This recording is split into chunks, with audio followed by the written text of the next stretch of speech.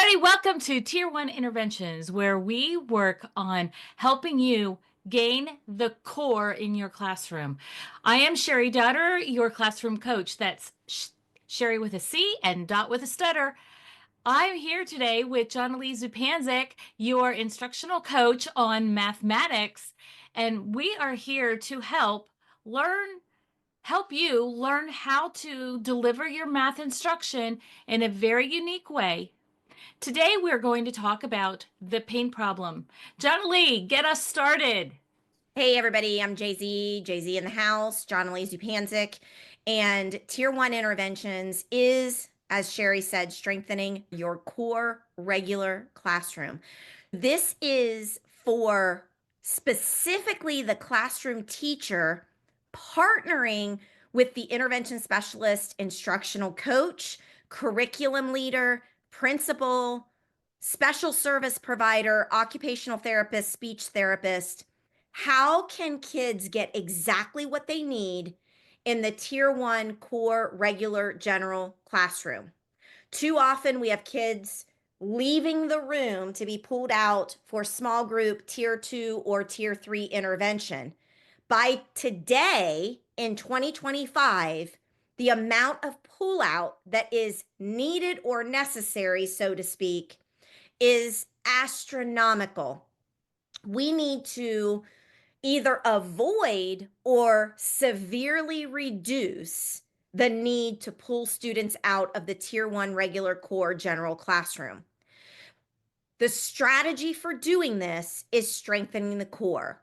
We must unlearn, relearn, and rethink how we operate in the regular classroom, how instruction is presented and delivered so that kids, all kids, regardless of disability, ability, any type of spectrum, neurodiversity, neurodivergence, whatever students are dealing with internally or externally, public, private, and any school should be able to meet their needs in the Tier 1 regular general core classroom. We can do this with Tier 1 interventions mathematics, mastery math based on 12 reference tasks. Reference tasks are such that they are presented the same dirty dozen every single year, the exact same tasks from preschool through high school. They are presented multi times a year and every year, and the complexity increases over time. These tasks are sensory-based, multisensory, neuroscience, cognitively science strategized to help teachers and specialists, as well as support specialists and school leaders, create learning environments and experiences in the regular classroom. I know that's a long introduction, but as we have been presenting each module of Tier 1 interventions, oftentimes we jump right into the content. And I want to make sure that we review and restate and make known what our purpose is. And our purpose is for all students to get exactly what they need in the regular classroom so that we can minimize the number of times and the number of students that are pulled from the regular classroom. Basically, we need to reinvent education. We are going to look at a few different parts today, at a few different perspectives. Today, I'm going to back up because although our reference task today is the paint problem, is not about the paint problem at all. We are going to break down today's module into what is the most essential concept for math learning. Because the paint problem is a vehicle to get to that most essential concept. That's the first thing we're going to talk about is the most essential concept. If students just knew this math content piece, they could do almost anything mathematically. And this essential concept is in the standards subtly not explicitly, from preschool through high school. Our first part today, and to launch into that, I'm going to say part one is looking at the essential standard. What are the essential standards for math? And then we're going to talk about how the paint problem facilitates that. Big part two are direct service providers. At one point in this session today, I'm going to say part two, how do we meet students' functional needs? What are the most important functional needs that kids have that we can bring into the regular core classroom? Because what benefits, what is necessary for some benefits all. Math essentials, special service essentials, functional essentials, non-academic essentials. And then finally, we are going to unpack the paint problem mathematically. I'm going to write that down because I want to keep track of our checklist today. And I'm going to write this on the top of here because this is just going to be our, like, when we go back to this, I will section this into part one, part two, part three. Part one today, math essentials. And actually, there's just one essential. That's it. There's only one thing. What's the one thing? There was a movie with Billy Crystal. The name has slipped me. We'll think of it. But the premise is, the idea is he's trying to search for the one thing. Like, what makes humans happy? What's the one thing? Because he goes on this journey to find this one thing. And it's the secret of happiness. What he finds out in the end is it's not as profound as what he originally thought. And he also found out that City Slickers, thank you, City Slickers. He also found out that the one thing may be slightly different for others. So in mathematics, there is a one thing. There's a one thing, and it's not as profound as what you think it's going to be. I'm going to say it, and you're going to be like, that can't be the one thing. That doesn't even make sense. But also paralleling the movie, that one thing looks different at every grade level. So what we're going to unpack today is the one math essential, and then how that progresses through the grades. What does that look like at first grade? What does it look like at fourth grade? What does it look like at seventh grade? What does it look like in 10th grade geometry? Because what we're missing in schools mathematically is a progression of experiences so that kids can build upon the previous year. Now, we think we're doing that. We think we're doing that because the fourth grade teacher will say, you guys, I know you learned this last year. It's not about the content and the learning, it's about the experiences they were engaged in. And that's the pure essence of reference tasks. We're going to break down the essential. But it's not always about the math in the math classroom. Now, secondary teachers, hear me out. I'm going to pick on you for a minute because I am 712 secondary certified. I am one of you. We have to be humbled. We do not just teach mathematics. We teach life and functionality. And through that, mathematics evolves. Because mathematics is thinking, it's reasoning, it's sense making. Mathematics is a training and exercising of the mind. Mathematics is how we start to think logically, conceptually, contextually, and then we use those skills to our advantage in life. The second part of today is going to be the non-academic, the functional, and we have two of our amazing experts here today, Cheri and Teresa from the medical world, from the occupational therapy world, that are going to be able to give us insight on what some of these key functionalities are. What are these subtle things that we can teach that are going to help our human beings in our classrooms function and live life better? Because we, as the adults in the room, have control over doing that through our content. And not just through the math content. We're going to talk about through the math content specifically with Tier 1 interventions, but not just through the math content. We could do this through phys ed, through the arts, science, social studies. And then part 3 today is unpacking the reference task, the paint problem, and referring to how it relates to our academic and non-academic standards.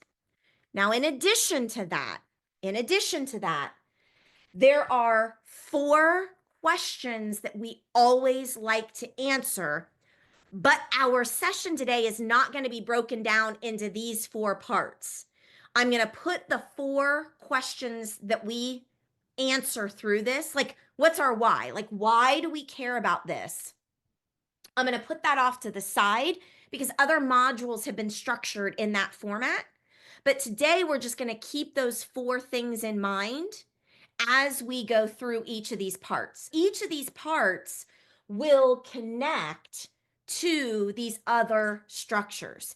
And one is, how do we, and I'll call this A, how do we increase focus and engagement in the classroom? Because we talk in each module about how reference tasks do all 4 of these things that I'm going to list. And then B, how do we individualize?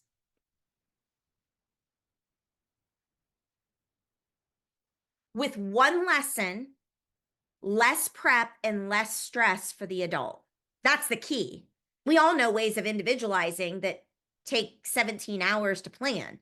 No, we want to minimize the planning time, prep time, and stress time and be able to do one lesson for an entire group of all ability levels and be able to individualize this.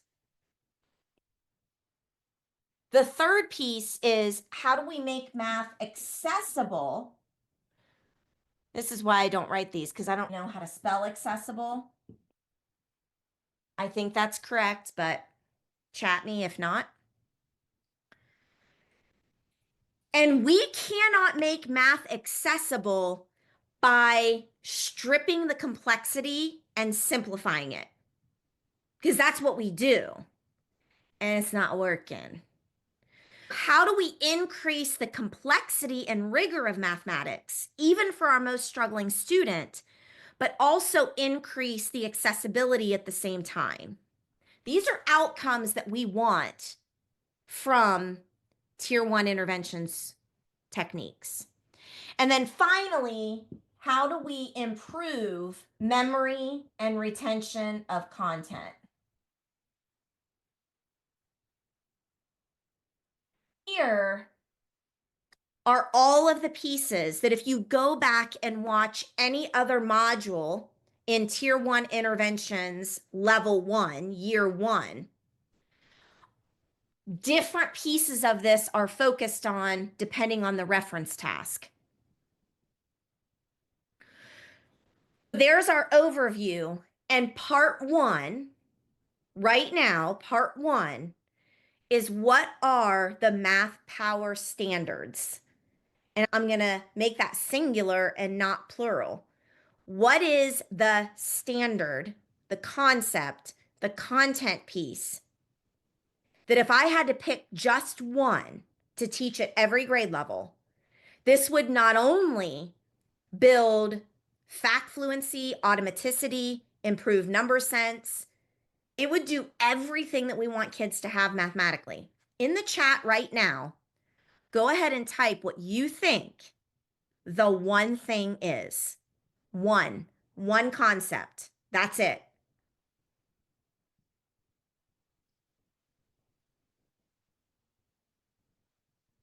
See, you all are well versed. Counting and skip counting is a part of the concept. Yes, relationships. What is the big math concept that means relationships? There's a math term for understanding relationships mathematically. Function. Good.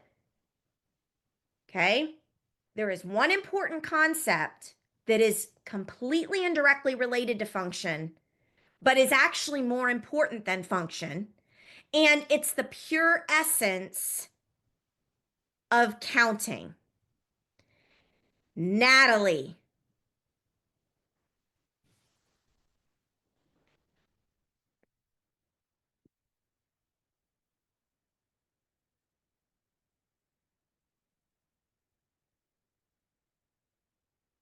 The only topic that we ever need to teach to improve all mathematical understanding is rate. But here's where we argue with ourselves and maybe our admin and maybe our curriculum people. This part one of this session is essential for all stakeholders in a school or district to hear. Because you're not going to see the word rate in a kindergarten set of standards.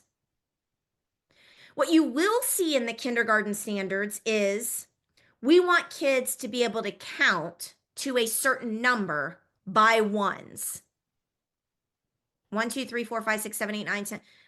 Maybe it's to 100, maybe it's to 120. Some states in the United States have varied what that final number is for kindergarten. Doesn't matter. Me, I like 120 for all kids, and I like 120 charts.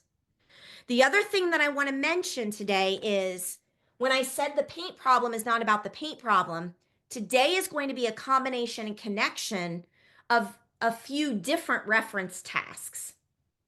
And the reason I say that is because when you listen to this podcast or you're listening to this recording in this module of Tier 1 interventions, I'm going to refer you back to some other podcasts and some other modules that you can get the connections to rate.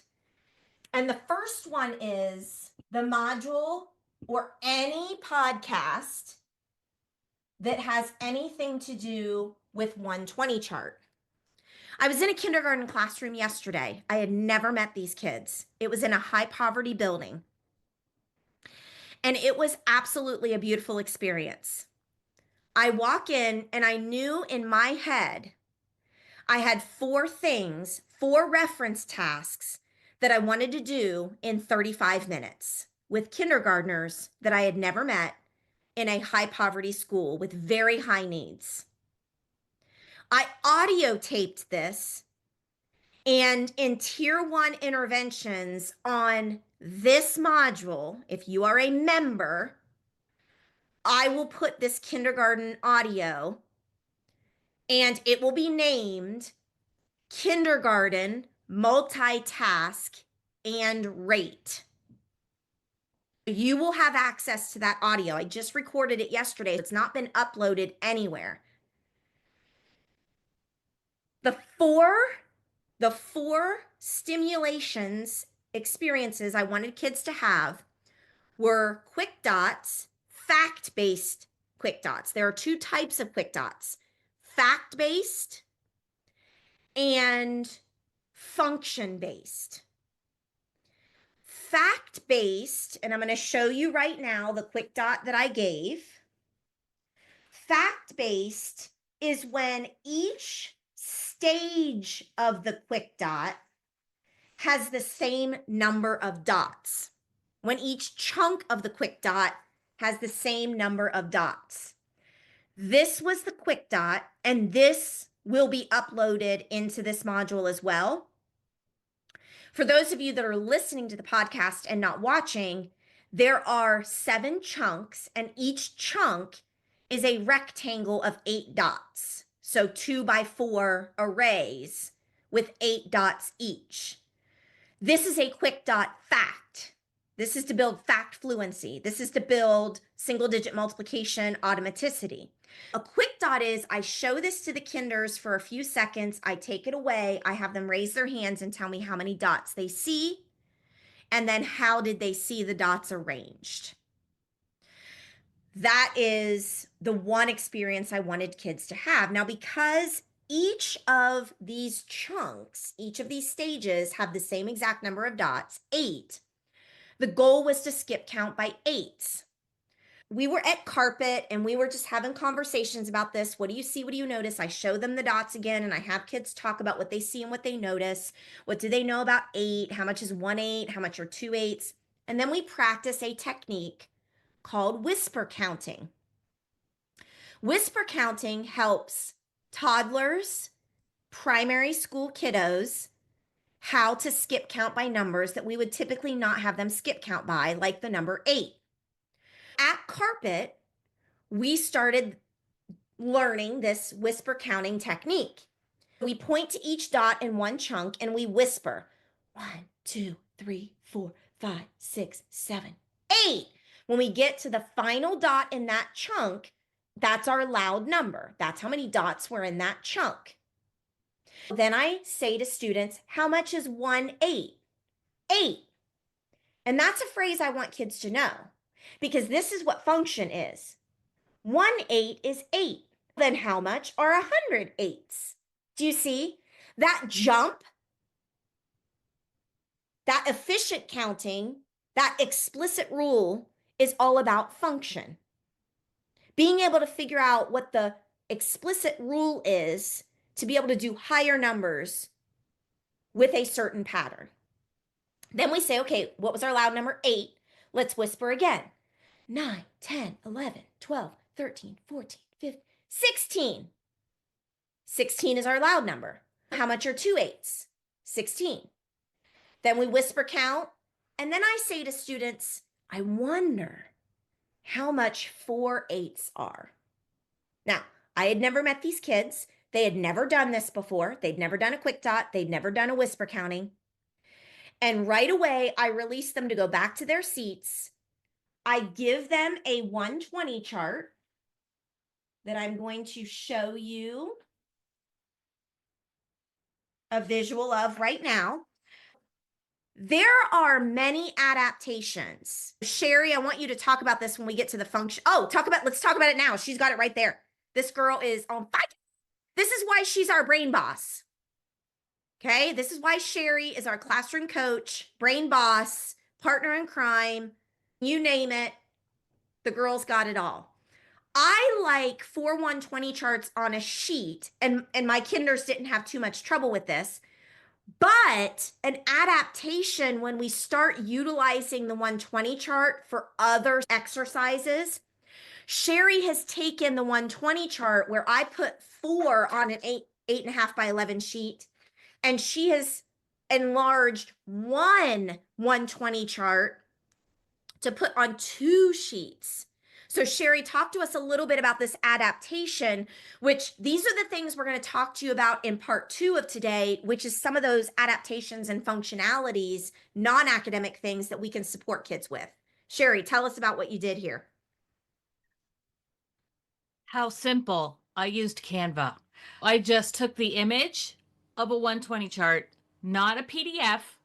I took an image of a 120 chart and I grew it to fit on the 8.5 by 11, and then took another page and moved the 120 chart to the other side and put the rest of the 120 chart on a second sheet of paper in Canva and then taped them together.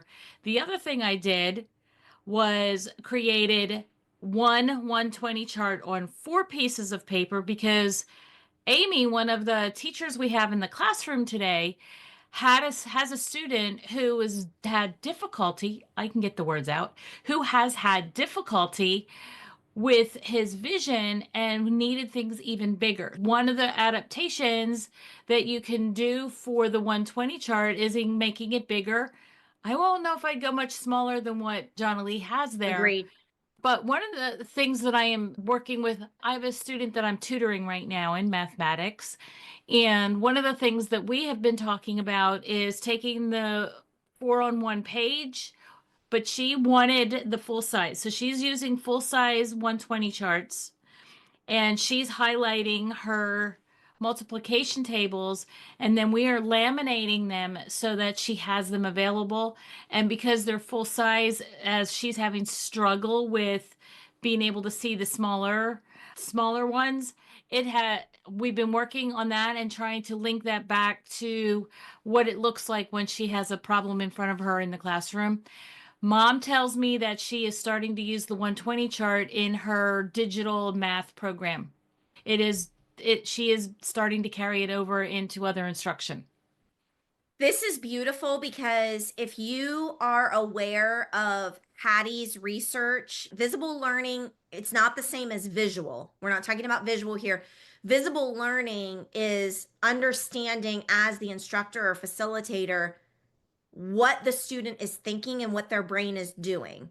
It's a instructional technique, a facilitation technique that extracts student perspective, which we talk about all the time in Minds on Math. Our achievement formula, our first component is what's called stimulus. A stimulus, and when we prompt it, we say, tell me about this. What do you see? What do you notice? Just like I did with the quick dots. When we do that, our goal is to extract student perspective and extract student thinking so that we then can help them apply. And what Hattie says in his research is we need techniques and strategies that are transferable.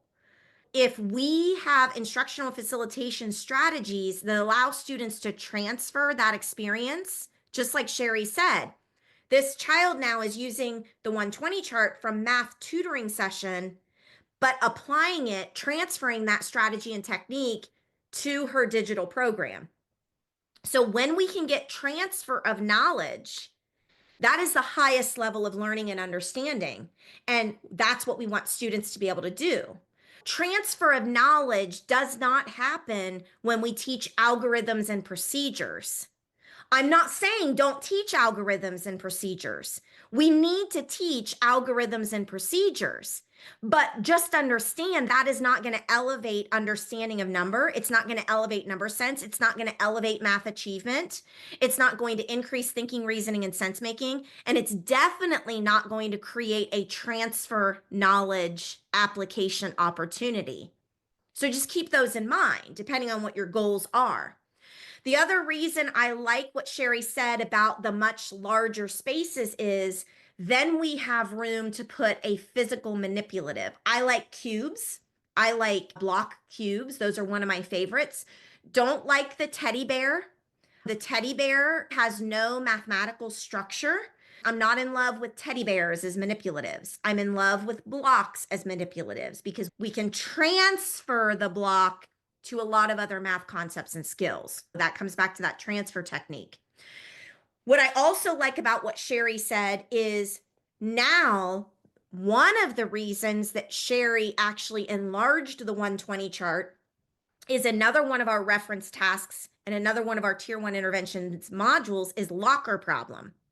So in the locker problem, we use a good problem solving strategy, use a smaller number. So a locker problem, we have 100 students in 100 lockers, and they go through and play this game. Through this problem, we want to generalize patterns with a smaller number. So we make a game board with 24 lockers. But if you want to extend that and look at the complexity of what happens in the phenomenon mathematically of the locker problem, Cheri's, I want to look at the 120 chart and I want to use pieces that are two color, and she has purple on one side, white on the other, and she's going to show that to us right now. She actually took the whole 120 chart and she's acting out locker problem, not with the game board of 24 lockers. Now that we've had a lot of interaction with 24 lockers, what if we have 100 or 120 lockers? We can do the same repeated reasoning. We can do the same iterations, but now we need the chart to be bigger to include more numbers so that we can see how that experience, how that locker problem creates this natural math phenomenon. So the point of all this is that we have in tier one interventions not only the answers to all of your math troubles, but we also provide the adaptations so that all students can be successful. That's this accessibility piece. We want to continue to increase the rigor and complexity, but we want to make it accessible for all students, all levels, all ability levels, all functional levels, even our most struggling students. But you can also see how this one lesson can enhance and stimulate our most gifted student, which oftentimes they get shortchanged because we're trying to keep everyone up. They never get as far as the gifted child's thinking. And so the gifted child never gets to go above and beyond. But with reference tasks and our instructional delivery strategy, we're able to do that. If you could do us a favor, can you subscribe, ring that bell on YouTube, like us on Facebook, and comment on these podcasts that we're sharing? Tell us what you like. Tell us what you don't like. We want to know. Talk to you soon.